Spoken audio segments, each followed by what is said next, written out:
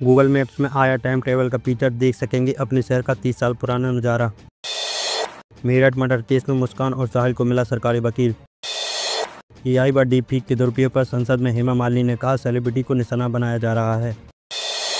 लोकसभा में पारित हुआ इमिग्रेशन एंड फॉरेनर्स बिल 2025।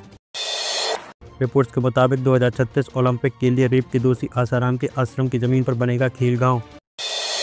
संसद में बिग बॉस को बैन करने की उठी मांग, बीजेपी सांसद ने बताया समाज के लिए खतरनाक। टीएमसी पर घुसपैठियों की मदद करने का आरोप लगाते हुए अमित शाह ने कहा, आप उन्हें आधार कार्ड देते हैं। उत्तराखंड के केदारनाथ बद्रीनाथ में 30 अप्रैल से यूट्यूबर व रील क्रिएटर्स पर लगेगी रोक। रिपोर्ट्स के मुताबिक रोहित और विराट का बीसीसीआई के सेंट्रल कॉन्ट्रैक्ट में हो सकता है डिमोशन। इमिग्रेशन बिल पर संसद में अमित शाह ने कहा, यह देश कोई धर्मशाला नहीं जब कोई चाहे आकर रहे। दोबारा नहीं होगी बीपीएससी की 17वीं संयुक्त प्रारंभिक परीक्षा, पटना हाईकोर्ट ने खारिज की याचिका। यूपी सरकार ने 64 नायब तहसीलदारों को दिया प्रमोशन का तोहफा। यूपीएससी प्रीलिम्स परीक्षा के बाद तुरंत जारी हो आंसर की, संसदीय समिति ने दिया सुझाव। काली पट्टी बांधकर पढ़ें आखिरी जुमे की नमाज, बकविल के खिलाफ एआईएमपीएलबी ने की अपील।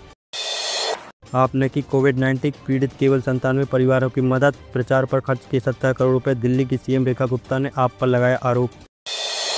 दिल्ली एनसीआर समेत देश के कई हिस्सों में महसूस हुए भूकंप के झटके, म्यांमार में था केंद्र।